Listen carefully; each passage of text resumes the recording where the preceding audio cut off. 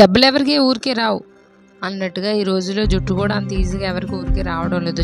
దానికోసం చాలా కష్టపడుతున్నారు చాలామంది. చాలా డబ్బులు వేస్తున్నారు. చాలా టెన్షన్ అయిపోతున్నారు. ఎందుకంటే ఆఫ్టర్ ఆల్ బొచ్చులో ఏముందని మీరు అనుకోవచ్చు. లేదు, మన ఆలోచన అంతా బొచ్చులోనే ఉండిపోతుంది. ఎందుకంటే చాలామందికి అదొక సైకియాట్రిక్ ఫీలింగ్లోకి వెళ్ళిపోతారు. మానసికంగా చాలా డౌన్ అయిపోతారు. బట్టతలు వచ్చినా, షార్ట్ హెయిర్ అయిపోయినా, జుట్టు రాలిపోతున్నా పదే ఇంకా అదే ఆలోచనలతో ప్రతి ఒక్కరూ సతమతం అయిపోతూ ఉంటారనమాట. సో అలాంటి వాటికి మనం ప్రతిదానికి ఖర్చు పెట్టి చేయలేము, కానీ కొన్ని మన చేతిలో చేసుకోవాల్సినవి కూడా చేసుకోవాలి. అప్పుడప్పుడు దానికి కేర్ తీసుకుంటూ ఉండాలి. ప్రతిదీ డబ్బుతోనే అయిపోతుందని కాదు. మన జాగ్రత్త, మనం చేసే కొన్ని జాగ్రత్తల వల్ల కూడా దాన్ని కాపాడుకోవచ్చు. సో అలాంటిది నాకు తెలిసిన రొటీన్ అండ్ మా పాపకి నేను యూస్ చేసే ఒక టిప్ మీ అందరికీ చెప్దాం అనుకుంటున్నాను.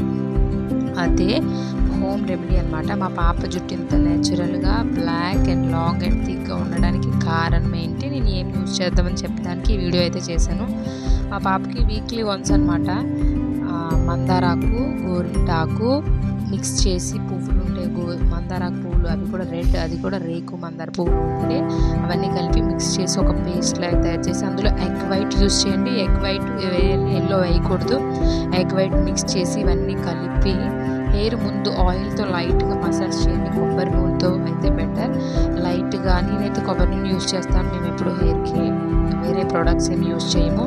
సో కొబ్బరి నూనెతో మసాజ్ చేసి తర్వాత ఇది ప్యాక్ మొత్తం హెయిర్ అంతా అప్లై చేసేయండి. పెరుగు ఉంటే పెరుగు కూడా అందులో మిక్స్ చేసుకోవచ్చు.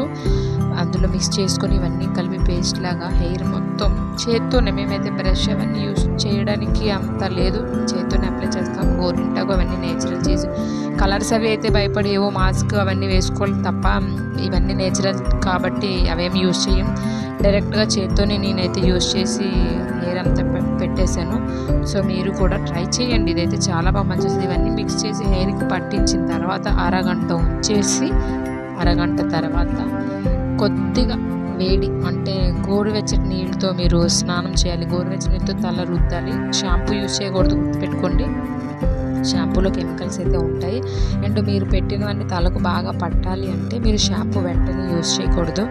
నెక్స్ట్ డే షాంపూ యూజ్ చేస్తే బెటర్ రిజల్ట్ ఉంటుంది. అదే రోజు షాంపూ యూజ్ చేయడం వల్ల మనం పెట్టింది అంత మళ్ళీ వృధాగా పోవచ్చు, అంత బెటర్ యూజ్ అయితే ఉండదు. సో వీలైనంత వరకు సేమ్ డే, మీకు ఆ రోజు ఎక్కడికి వెళ్ళాల్సిన పని లేదు అన్నప్పుడు మాత్రం పెట్టుకుంటే బెటర్. ఆ రోజు షాంపూ చేయకుండా నెక్స్ట్ డే షాంపూ చేసుకుంటే బెటర్ రిజల్ట్ అనేది వస్తుంది. ఇది న్యాచురల్ కాబట్టి ఎలాంటి సైడ్ ఎఫెక్ట్స్ అయితే అస్సలు ఉండవు. ఇది చాలా నేచురల్, మన ఇంట్లో దొరికే ఆకులు, పువ్వులు ఇవే కాబట్టి ప్రతి ఒక్కరూ ట్రై చేయొచ్చు. ఒకవేళ ఇది యూస్ వెంటనే రిజల్ట్ అయితే రాదు.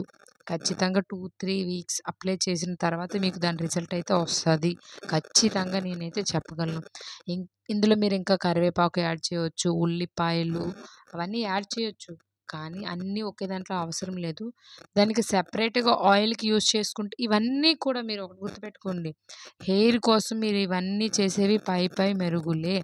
అసలు హెయిర్ మంచిగా హెల్తీగా ఎదగాలి అంటే మనకి లోపల నుంచి ఆరోగ్యం కావాలి అంటే మంచి ఫుడ్ తీసుకోవాలి. అంటే డైలీ ఒక ఎగ్ తీసుకోవాలి, మంచి ప్రోటీన్ ఉన్న ఫుడ్ తీసుకోవాలి, క్యారెట్ బీట్రూట్ జ్యూస్ తీసుకోవాలి.